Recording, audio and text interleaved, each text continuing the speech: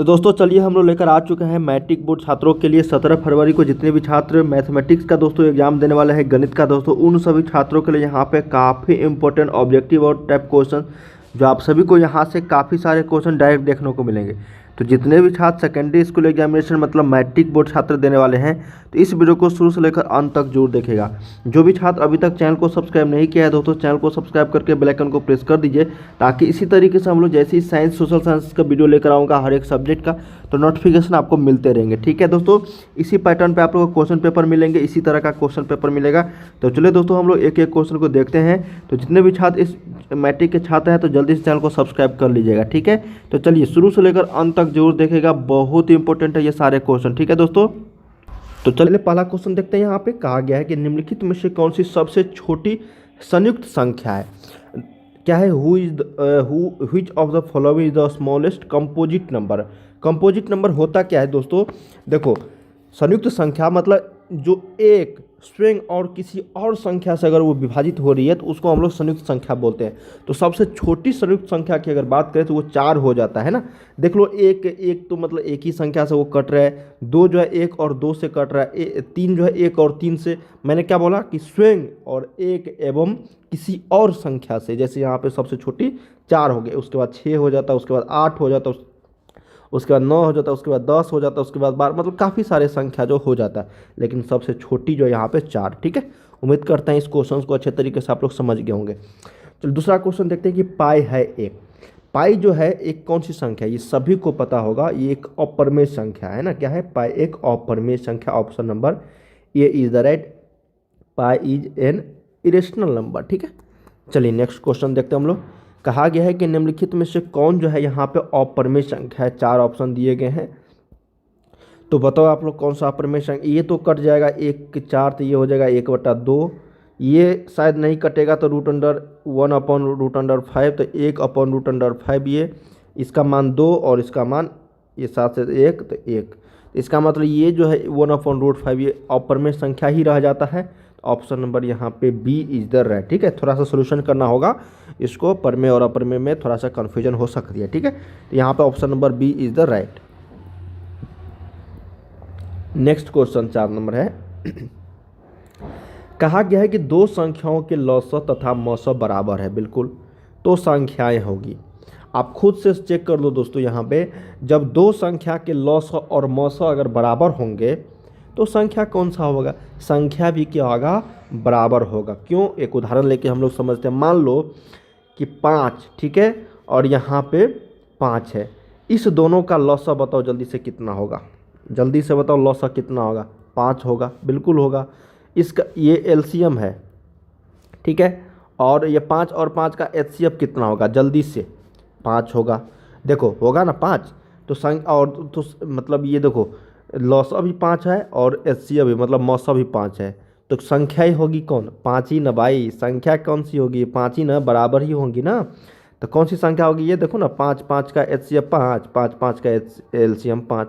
तो मतलब जब भी इस तरह के प्रश्न पूछे जाएंगे कि बोला जाएगा कि जब दो संख्याओं के लॉसा और मौसा अगर बराबर होंगे तो संख्या भी बराबर होगा।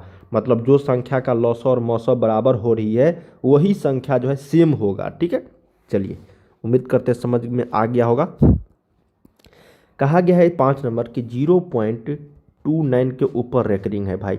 क्या है, 0.29 के ऊपर रेकरिंग। तो चलिए समझते हैं हम लोग रेकरिंग वाले क्वेश्चंस। आप लोग को पता ही होगा कि जितने रेकरिंग उतने बट्टे में 9 लेकर आ जाओ भाई।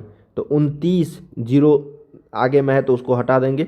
29 डबल 9 है ना ऊपर, मतलब डबल रेकरिंग है तो बटा में डबल 9 कर दो, तो यही तो आंसर हो गया 29/99।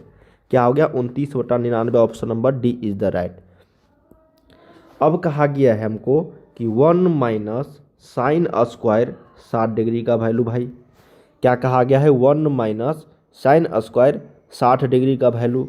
बताओ जल्दी से क्या होगा, 1 माइनस साइन स्क्वायर 60 डिग्री का वैल्यू क्या होगी। साइन स्क्वायर 60 डिग्री का वैल्यू क्या होता है, √3/2 होता है। तो 1 माइनस √3/2 का होल स्क्वायर होगा ना। तो 1 माइनस 3/4, तो 4 माइनस 3/4, तो अरे वाह 1/4। ऑप्शन नंबर सी इधर है। थोड़ा सा कैलकुलेशन करो बन जाएगा। नेक्स्ट क्वेश्चन, अब देखो शांत और अशांत में मैं आपको समझा देता हूँ। निम्नलिखित में से किसका दशमलव प्रसार शांत है। देखो जब भी इस तरह के प्रश्न पूछे जाएंगे ना, तो आप बिना किसी संकोच के एक चीज़ याद रखना कि जब भी कोई संख्या p अपॉन क्यू के रूप में हो और p और q में कोई भी उभयनिष्ठ गुणनखंड नहीं होनी चाहिए। उभयनिष्ठ गुणनखंड का मतलब ये हुआ कि ये आपस में दोनों कटना नहीं चाहिए, है ना, कॉमन इसमें नहीं होना चाहिए, है ना। जैसे 5/11 हो गया, अगर 5/15 है तो इसमें कॉमन है ना भाई, तो ये 1/3 इसको लिखेंगे, ठीक है, तब ये इसमें कॉमन नहीं होगा। समझ में आ गया ना। p अपॉन क्यू के रूप में अगर कोई संख्या है, अगर क्यू का गुणनखंड 2 और 5 आ रहा हो, मतलब 2 और 5 के गुणनफल के रूप में आ रहा हो, तो वो संख्या जो होगा शांत कहलाएगा। चाहे 2 आए चाहे 5 आए, या फिर दोनों संख्या है, 2 और 5 के अलावा अगर कुछ भी संख्या आ जाए, 3, 5, 7, 3, 4 तो नहीं आएगा, 3, 7, 9, 3, 7 आएगा।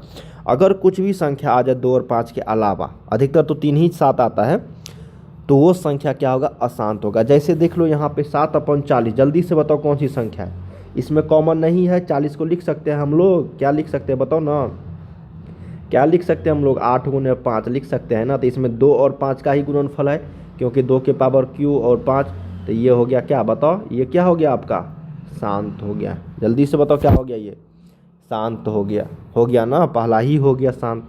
अब दूसरा बताओ, अरे यार ये तो 3 × 7 आ गया इसमें, तो ये तो अशांत हो जाएगा बच्चा, अशांत। थर्ड नंबर देखो 23/196, इसको कटाओ आपस में, ये इसमें मतलब उभयनिष्ठ है, ये कॉमन है इसमें, तो ये भी आपको अशांत हो जाएगा। इसमें 2 और 5 के अलावा और भी संख्या आ जाएंगे। अब 31/121 देखो भाई, नहीं कट रही है ना, तो 121 को 11 × 11, तो देखो 2 और 5 के अलावा आ रहा है ना, इसमें 2 और 5 आ ही नहीं रहा है, तो ये हो जाएगा अशांत। समझ में आ गया ना। Option number A is the right, शांत होगा ये। चलिए जल्दी से बताइए तो उसी तरीके से 8 नंबर कि निम्नलिखित में से किसका दशमलव प्रसार अशांत है, जल्दी से।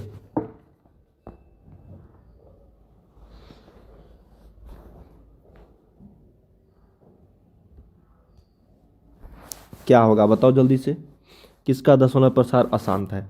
ये तो भाई शांत है, देखने से लग रहा है शांत है, क्योंकि 8 जो है 2 के पावर क्यू या तो 5 के पावर 0 लिख सकते हैं ना हम लोग, लिख सकते हैं कि नहीं बताओ। 2 और 5 के अलावा कुछ भी नहीं, चाहे 2 भी आ जाएगा तो हो जाएगा, 5 भी आ जाएगा सिंगल तो हो जाएगा, 2 और 5 भी आएगा डबल तो हो जाएगा, लेकिन 2 और 5 के अलावा अगर कुछ भी है तो वो नहीं होगा। जैसे यहाँ पे देखो उभयनिष्ठ है ना, इसमें 6 और 15 में 3 दूनी 6, 3 पंचे 15, तो 2/5 ये भी शांत है।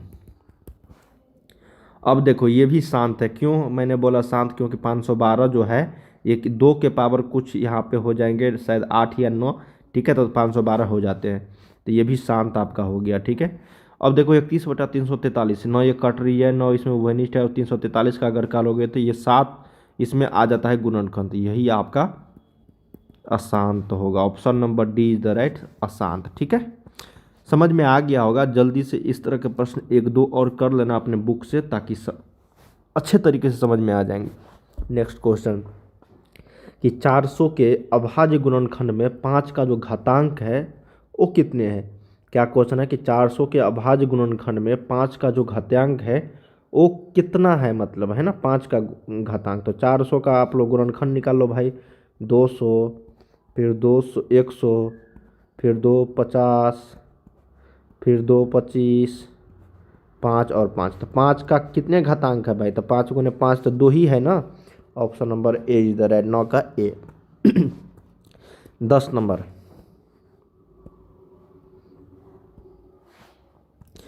कहा गया है कि यदि 130 बराबर 15 × 8 + 10, ठीक है, तथा मौसा जो है 130 और 15 का मौसा, तो मतलब देखो ये जो है a बराबर BQ + R, समझ में आया ना, ये है a, ये है b, ये है q और ये है r, ठीक है भाई। तो 130 और 15 का जो HCF हो रहा है ना, 130 और 15 का जो HCF हो रहा है, वही HCF इस चारों ऑप्शन में से किसका आ रहा है। तो सोच लो भाई, 130 और 15 का HCF, सबसे पहले तो ये बताओ आप लोग 130 और 15 का HCF क्या होता है, जल्दी से बता दो। क्या होगा जल्दी से?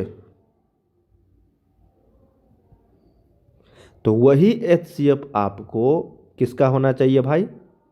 किसका होना चाहिए बताओ? जो 4 ऑप्शन है नीचे में उसका होना चाहिए। ठीक है, जो 130 और 15 का HCF होगा वही दोस्तों यहाँ पे 15 और 10 का HCF होगा।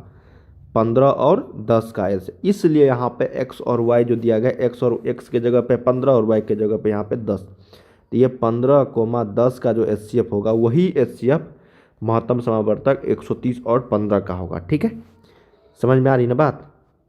चलिए, अब आप लोग इसका निकाल सकते हो HCF क्या होगा, 5 होगा ना इसका HCF, तो इसका भी क्या होगा, 5 होगा। ठीक है, दोनों का HCF सेम हो जाएगा। चलिए एक बार ट्राई करना, बन जाएगा। अब नेक्स्ट क्वेश्चन है भाई कि रूट अंडर 125 का परमेयीकरण गुणांक क्या है। अब परमेयीकरण गुणांक क्या होता है समझते हैं हम लोग। अब इसमें से देखो ना भाई, कौन सी संख्या को हम लोग परमेयीकरण गुणांक में लिख सकते हैं। ठीक है,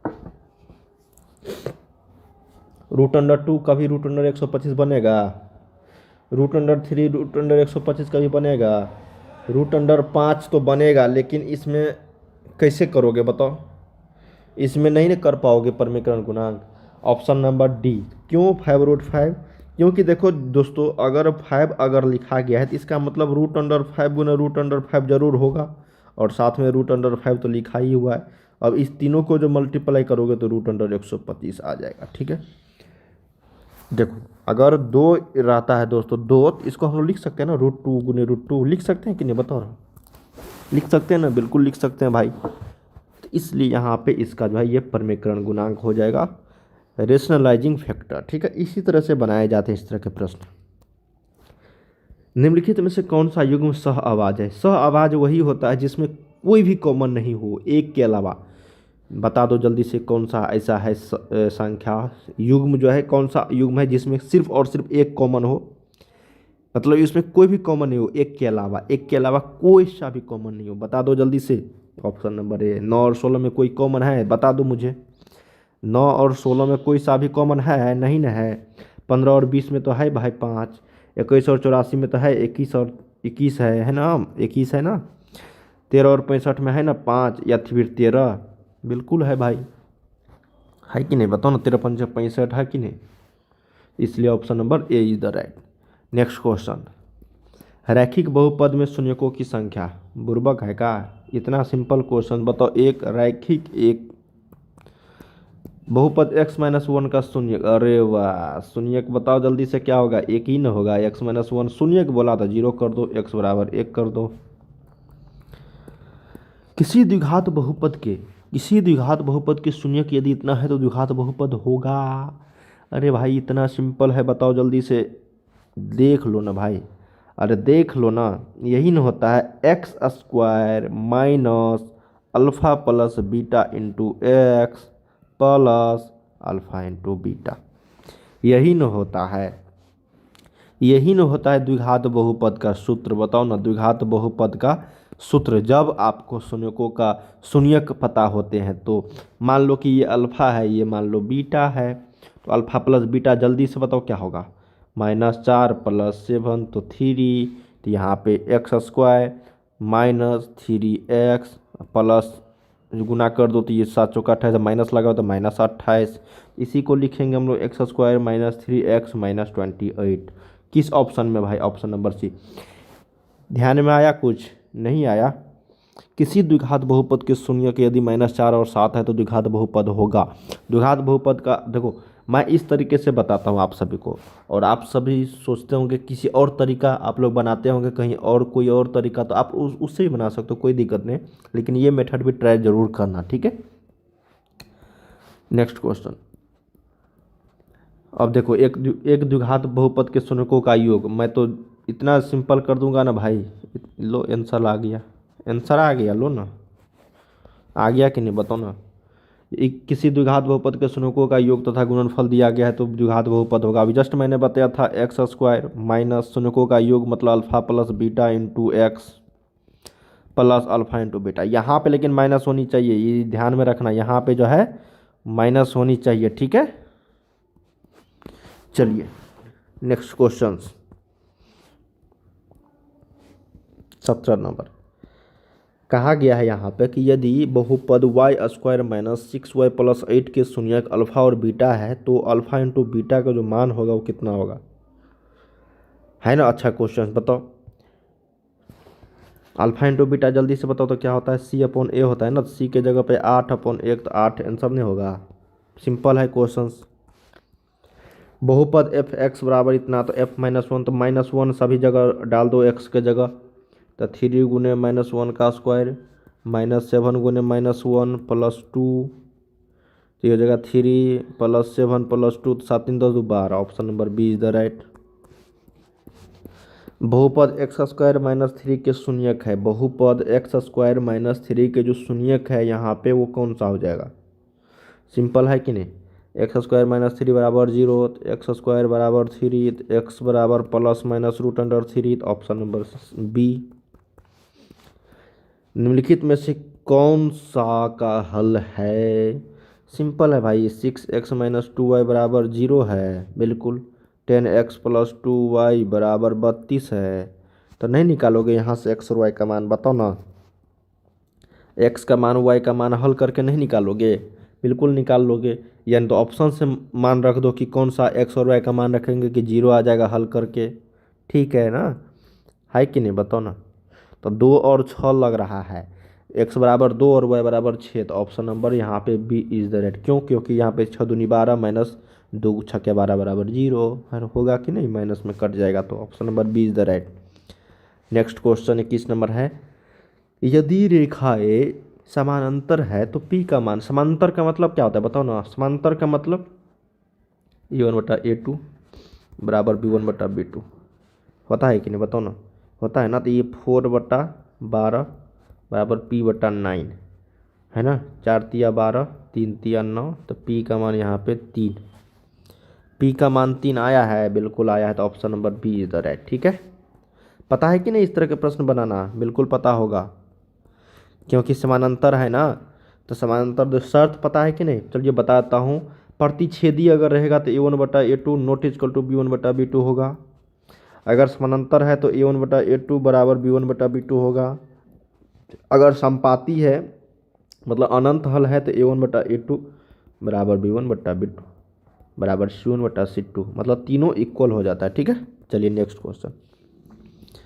कहा गया है कि समीकरण निकाय x + 2y बराबर 3 5x + ky बराबर 15 के अनगिनत हल आ गया ना, तो वही संपाती हो जाता है। क्या होता है, संपातीय। तो k का मान निकालना है भाई, तो a1/a2 तो कुछ नहीं लेते 1/5, b1 का जगह पे 2/k, c1 का जगह पे 3/15। ठीक है, किसी में भी चाहे इस दोनों में मल्टीप्लाई कर दो चाहे इसमें, किसी में भी मल्टीप्लाई कर सकते हो, 10 ही आएगा, है ना।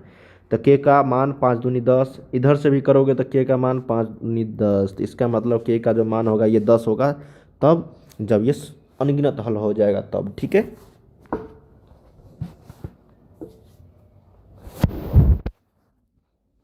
चलिए नेक्स्ट क्वेश्चन देखते हैं 23 नंबर। कहा गया है कि निम्नलिखित में से कौन सा जो है द्विघात समीकरण है। अब द्विघात समीकरण के लिए आप लोग यहाँ पे थोड़ा सा कैलकुलेशन करना पड़ेगा कि कौन सा द्विघात समीकरण यहाँ पे हो सकता है ना।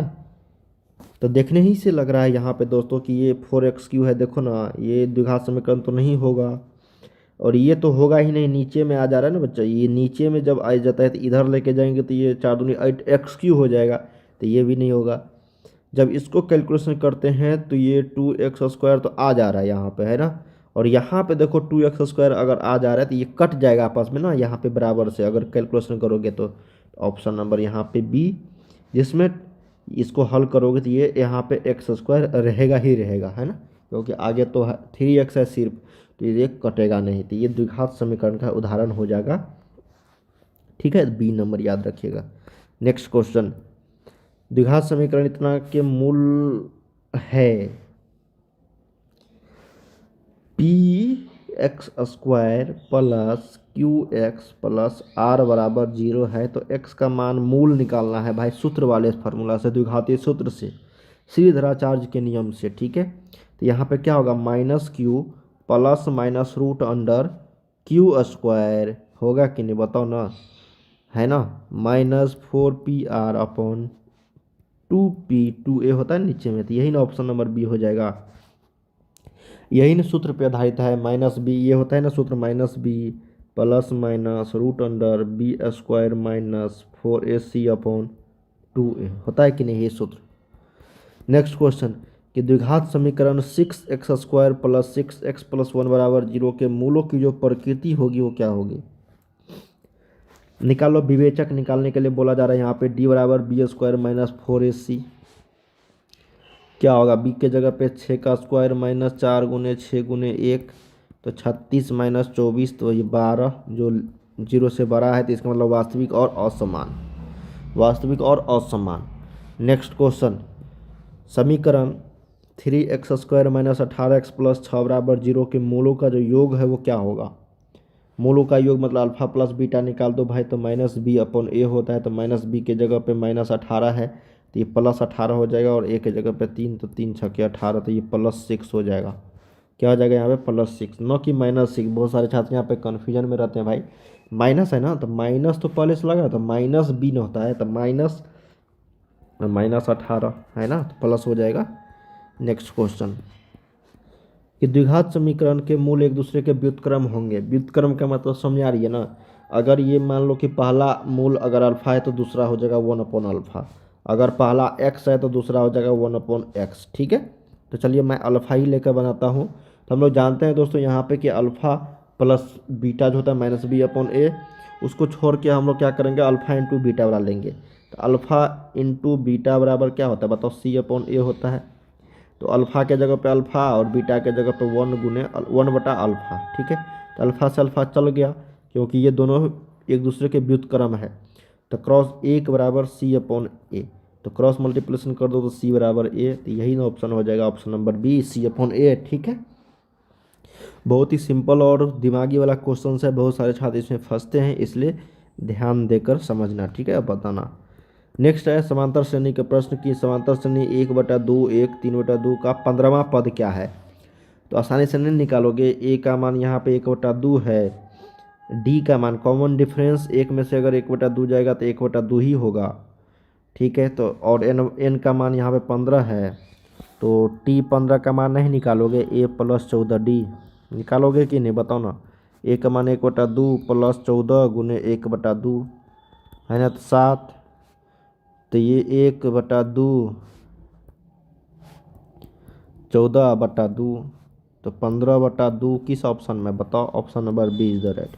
सिंपल था कि नहीं, एक बार फिर से समझते हैं, बहुत सारे छात्रों को नहीं। देखो ए का मान यहाँ पे 1/2 है, डी मतलब कॉमन डिफरेंस निकालना है 1/2, एन का मान यहाँ पे 15 है, तो टी 15 मतलब टी हमको निकालना है यहाँ पे 15वां पद लास्ट पर, टी एन भी लिख सकते हो आप लोग। तो ये होता है a + n - 1 × d, तो n के जगह पर अगर 15 - 1 रखेंगे तो 14 आ जाएगा, तो a + 14 d डायरेक्ट मैंने लिख दिया और मान पुट कर दो, आंसर आ जाएगा।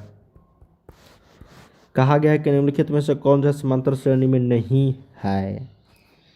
समांतर श्रेणी में देख लो ना भाई, नहीं है। 8 14 8 6 6 6 ये तो है, शायद ये नहीं है दोस्तों, देखो ना 10 में से 4 गया 6, 10 में से 15 में से 10 गया 5, अरे यार 6 आ गया 5 5 5, इसका मतलब यही नहीं है, समांतर श्रेणी में ये नहीं है। अगर 4 नहीं रहता यहाँ पे तो हो जाता, लेकिन 4 ऑलरेडी है, तो इसका मतलब ये समांतर श्रेणी में नहीं है, ऑप्शन नंबर डी।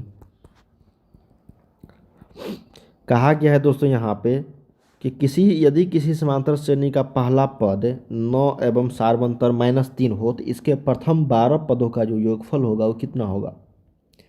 बहुत ही सिंपल है कि नहीं बताओ ना, बता दो तो जल्दी से।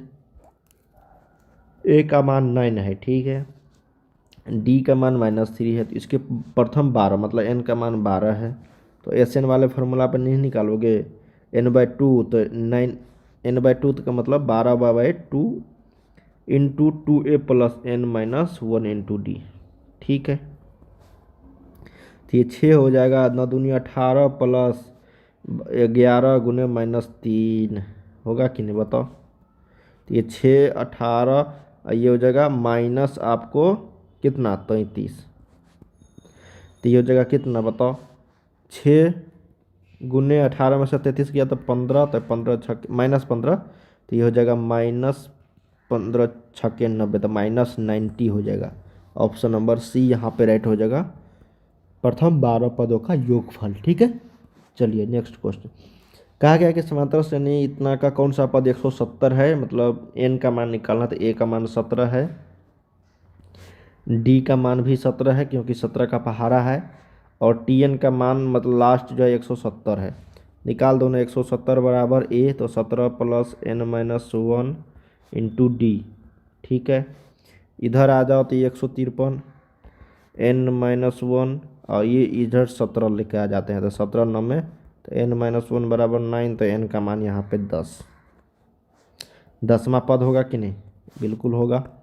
नेक्स्ट क्वेश्चन, समांतर श्रेणी में पदों की संख्या बताइए। तो a का मान यहाँ पे 51 है, d का मान कितना होगा बताओ, -3 होगा ना। 48 में से अगर हम लोग 51 को घटाएंगे तो कितना होगा, -3, और tn का मान यहाँ पे 6 है, तो n का मान निकाल लो भाई। तो 51 प्लस, पहले तो 6 बराबर 51 प्लस n-1 इंटू -3, इसको इधर लेके आ जाएंगे तो 51 में से 6 गया तो कितना हो गया बताओ, -45 बराबर n-1, अब -3 को नीचे लेके आ जाते हैं तो माइनस ये 15। ठीक है, तो n-1 बराबर 15, तो इधर लेके जाएंगे तो n का मान यहाँ पे 16, मतलब 16वां जो है यहाँ पे पद, इसमें टोटल पद कितने होंगे, 16 होंगे। ठीक है,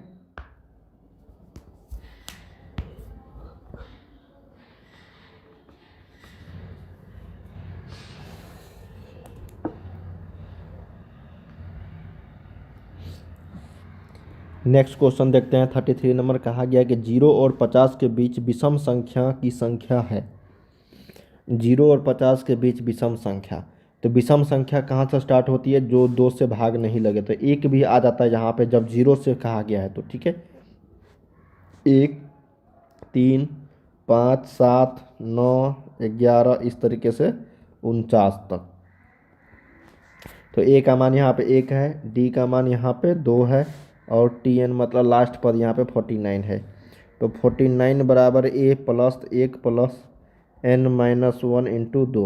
ठीक है, तो 48 बराबर n-1 इंटू 2, तो 2 यहाँ पे 24, तो 24 बराबर n-1, तो इसका मतलब n का मान कितना, 25, ऑप्शन नंबर ए। कहा गया है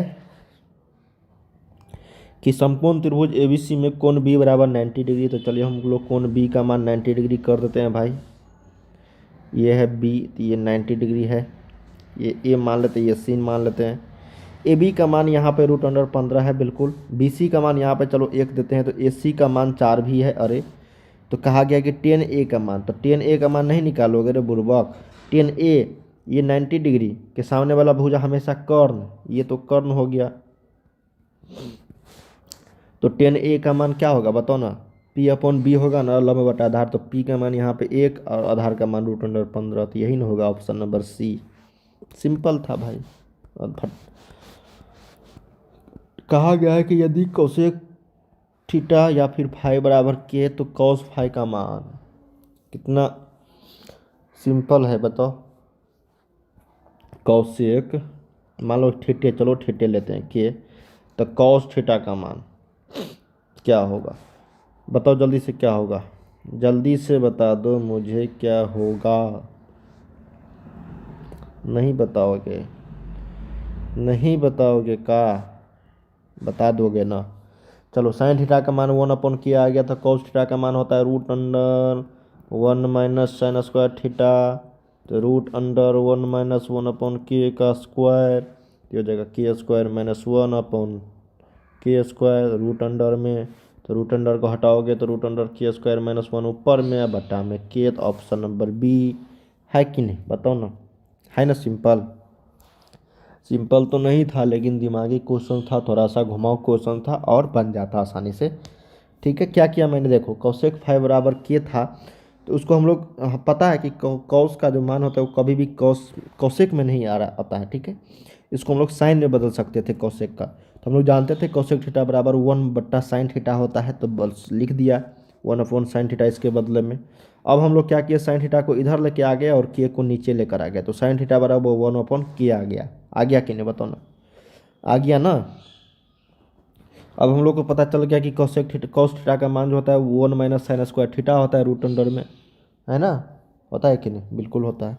तो यही मान हम लोगों ने यहाँ पे रख दिया और निकल गया, option number B is the right.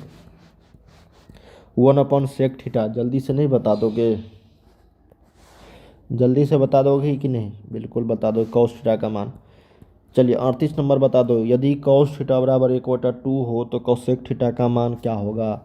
यदि कॉस थीटा का मान 1/2 है तो कॉसेक थीटा का मान, जल्दी से नहीं बता दोगे, जल्दी से बताओ ना, बिल्कुल बता दोगे भाई, ठीक है।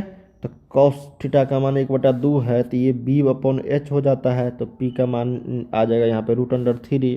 तो कॉसेक थीटा का जो मान होगा वो आपको होता है p/h, तो h/p, तो h का मान यहाँ पे 2 है और p का मान √3। तो निकाल सकते हो आप लोग इस तरीके से भी, या फिर आप एक और तरीका निकाल सकते हो यहाँ पे कि कॉस थीटा का मान कितने डिग्री के बराबर होता है बताओ ना, 60 डिग्री। तो कॉसेक 60 डिग्री का मान डायरेक्ट लिख दो 2/√3, ठीक है। चलिए नेक्स्ट क्वेश्चन यहाँ पे 39 नंबर कहा गया है कि यदि थीटा बराबर 45 डिग्री तक sec theta plus cosec theta का मान क्या हो।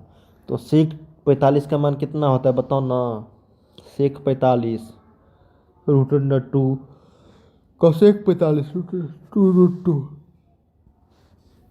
होगा कि नहीं। सेक 45 का मान होता है √2 और कोसेक 5 का मान √2, तो दोनों को जोड़ देंगे। 40 नंबर है कि यदि √3 10a -3 बराबर 0 तो a का मान, बिल्कुल सही है भाई, √3 10a बराबर, इधर लेके जाएंगे तो 3 डायरेक्ट लिख दिया मैंने।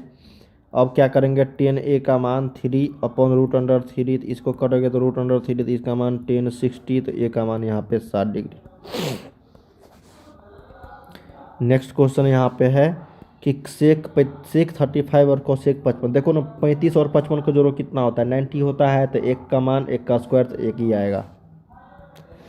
निम्नलिखित में देखो, जब इस तरह के प्रश्न देखो कैसे बनाया मैंने, जब भी इस तरह के प्रश्न पूछे जाएंगे, चाहे साइन और कॉस रहे, टेन और कॉट रहे, सेक और कोसेक रहे, अगर दोनों का एंगल, दोनों का अगर डिग्री जो है यहाँ पे, वो दोनों को जोड़ के अगर 90 डिग्री हो रही है, और हमेशा 90 डिग्री ही होती है, आप लोगों को आंसर आएगा एक। जैसे ही 90 डिग्री हो गया तो एक आएगा, क्यों हो गया पता है ना, 90 - थीटा, ये सेक 90 - थीटा कोसेक थीटा होता है, बस उसी में बनता है ये, ठीक है। क्यों, क्योंकि देखो ना, सेक 90 - 35, सॉरी कितना घटाएंगे तो 35 आएगा, तो 55, और ये कोसेक 55 है, ठीक है। तो सेक 90 - थीटा होता है कोसेक थीटा, तो ये कोसेक, और थीटा के जगह पे 55, तो कोसेक 55 कट जाएगा, तो एक ही ना बचेगा, एक का स्क्वायर एक, सिंपल है भाई। चलिए नेक्स्ट क्वेश्चन देखते हैं हम लोग कि निम्नलिखित में से किसका मान सबसे अधिक है, बता दो इसमें से किसका मान सबसे अधिक है। साइन 0 तो 0 होता है, ठीक है। कॉस 60 1/2 होता है, कॉस 45 1/√2 होता है, और कोट 45 1 होता है। इसमें से सबसे ज़्यादा कौन है बता दो, सबसे ज़्यादा मान किसका है, इसी का ना है कोट 45 का, तो option number C is the right. Sine 30 degree का वैल्यू बताओ जल्दी से, 1/2। कॉस स्क्वायर थीटा -1 क्या होता है, साइन स्क्वायर थीटा, नहीं माइनस साइन स्क्वायर थीटा होता है कि नहीं बताओ ना, 44 का ए हो जाएगा, हो जाएगा ना, होगा कि नहीं होगा बताओ ना, क्योंकि हम लोग जानते हैं दोस्तों sine square theta plus cos square theta बराबर 1 होता है, ठीक है। तो इसको इधर लेके गया ना, तो ये हो जाएगा माइनस साइन स्क्वायर थीटा, ठीक है। चलिए नेक्स्ट क्वेश्चन कि 1 - सेक स्क्वायर थीटा गुने कॉट स्क्वायर थीटा। तो 1 - सेक स्क्वायर थीटा होता क्या है बताओ ना, 10 स्क्वायर थीटा होता है, और ये आपको सॉरी -10 स्क्वायर थीटा होता है गुने कॉट स्क्वायर थीटा। तो 10 square theta into cot square theta एक, तो -1, option number C. Next question कि साइन अल्फा गुने कॉट अल्फा। तो साइन अल्फा गुने कॉट अल्फा, तो ये तो कैलकुलेशन करना होगा क्योंकि इसका तो सूत्र नहीं होता है। तो चलिए साइन अल्फा को रहने देते हैं, कॉट अल्फा को लिखते हैं कॉस अल्फा और बट्टा साइन अल्फा, क्योंकि सूत्र होता है इसका साइन अल्फा गया तो cos alpha, option number B.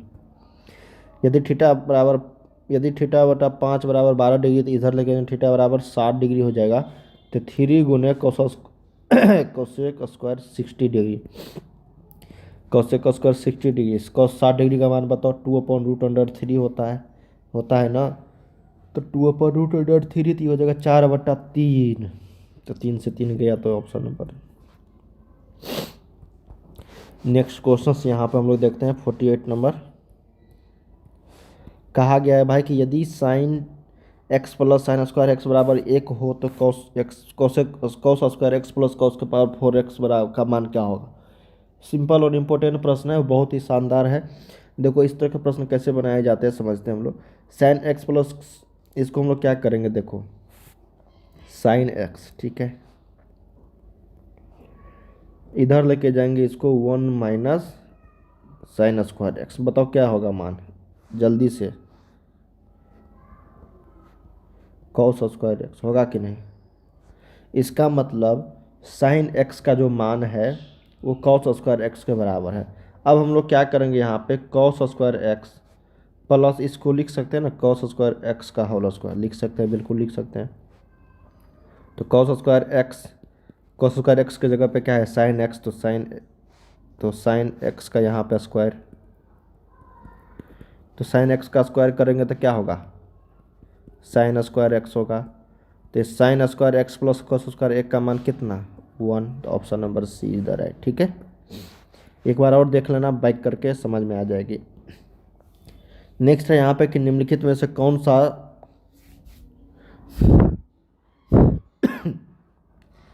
Cosec 60 का मान बराबर है। तो कोसेक 60 का जो मान बराबर है वो किसके बराबर है, उल्टा तो है पता साइन 60 का, लेकिन बराबर किसके है भाई, बता दो जल्दी से। कोसेक 60 का जो मान है वो किसके बराबर है,